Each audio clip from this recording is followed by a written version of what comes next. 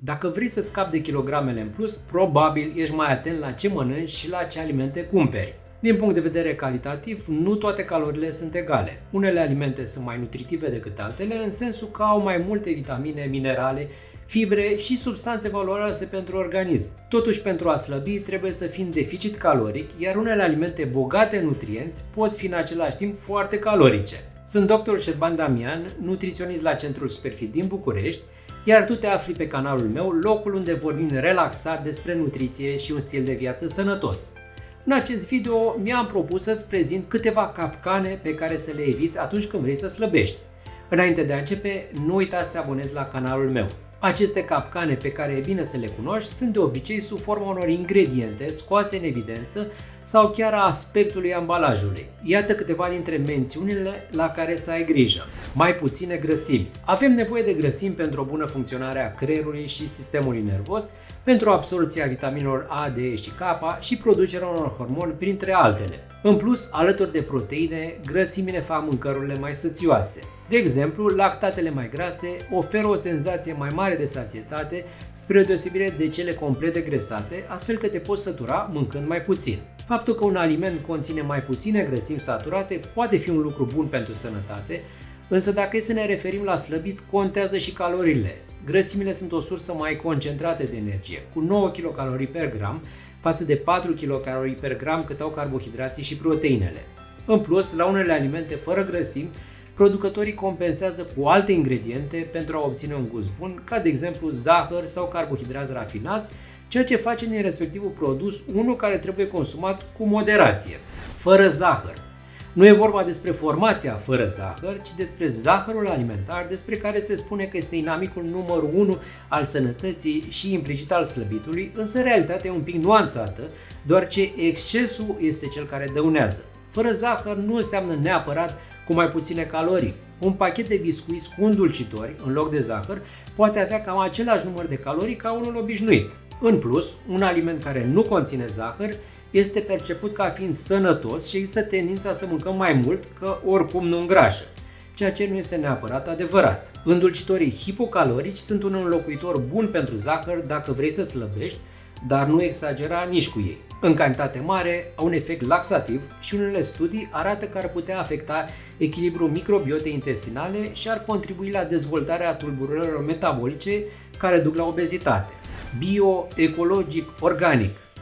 Acești termeni se referă la calitatea ingredientelor din care sunt realizate anumite produse, indicând respectarea unor standarde, ca de exemplu interzicerea utilizării organismelor modificate genetic, a hormonilor și a stimulatorilor de creștere la animale, limitarea utilizării îngrășămintelor artificiale, a erbicidelor și a pesticidelor la culturile de plante. O meta-analiză arăta că în culturile organice există concentrații mai mari de antioxidanți și semnificativ mai puține reziduri de pesticide față de cele convenționale.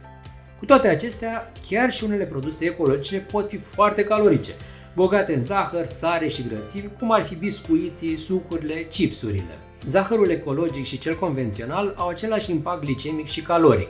Nu înseamnă că produsele ecologice nu sunt bune, ci doar că nu trebuie să le consideri automat mai nutritive sau de preferat pentru slăbit și să faci exces. Citește eticheta chiar și la alimentele ecologice. Natural. Spre deosebire de termenii bio, ecologic și organic, a căror folosire este reglementată, cuvântul natural se poate pune pe absolut orice produs, indiferent de ingrediente. Așadar, faptul că un produs este descris ca natural nu îi garantează calitatea și nu înseamnă că e neapărat mai sănătos sau potrivit pentru dietele de slăbire. Fără gluten. Alimentele fără gluten sunt o opțiune de luat în calcul pentru persoanele cu intoleranță la gluten, care suferă de boală celiacă sau sensibilitate la gluten și care pot astfel să se bucure de alimente convenționale, cum ar fi pâine, brioșe, biscuiți, paste, cereale de mic dejun, într-o variantă care nu le dăunează. În ultima vreme însă, alimentele fără gluten au dobândit o aură de produse foarte sănătoase pentru toată lumea, deși nu există dovezi că oferă beneficii pentru sănătate sau ajută la slăbit. Persoanele care nu au intoleranță la gluten, dar decid să renunțe la produsele care îl conțin, pot vedea unele schimbări la siluetă, însă acest lucru se datorează mai mult faptului că reduc consumul de alimente bogate în carbohidrați rafinați, zahăr și grăsimi, decât renunțării propriu-zise la gluten.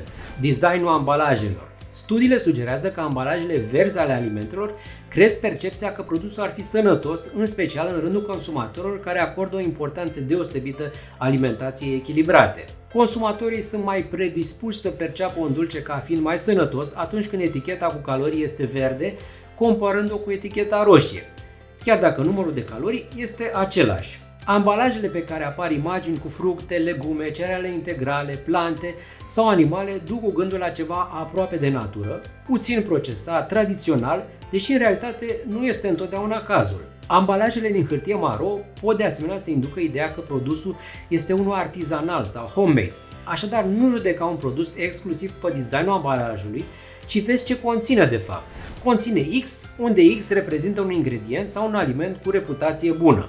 Faptul că pe etichetă este scos în evidență un ingredient bine văzut, cum ar fi făină integrală, goji, ceai verde sau fulgi de ovăz, nu înseamnă că acesta este primul ca și cantitate sau că nu există ingrediente foarte calorice ori mai puțin hrănitoare în acel produs. De exemplu, dacă citești ingredientele unor biscuiți pe care scrie mare cu făină integrală, s-ar putea să observi că făina integrală apare ultima în lista de ingrediente, mult după zahăr, sirop de glucoză, fructoză sau făină albă. Același lucru este valabil și pentru mențiunile de tipul cu conținut ridicat de fibre sau bogat în vitamine și minerale. Așadar, înainte să-l pui în coșul de cumpărături, aruncă o privire pe eticheta cu ingrediente. La final, hai să tragem o concluzie. Ca să te ferești de aceste capcane când cumperi alimente, îți recomand să citești de fiecare dată ingredientele pentru a vedea ce conține produsul și ce valori nutriționale are dincolo de promisiunile de pe ambalaj. Dacă vrei să slăbești, e bine să renunți la împărțirea alimentelor normale și de dietă și să consumi în special alimente nutritive, dar fără a-ți refuza din când în când mici plăceri culinare. Sper că aceste informații ți-au fost de folos. Dă un like acestui video și nu uita să te abonezi la canalul meu.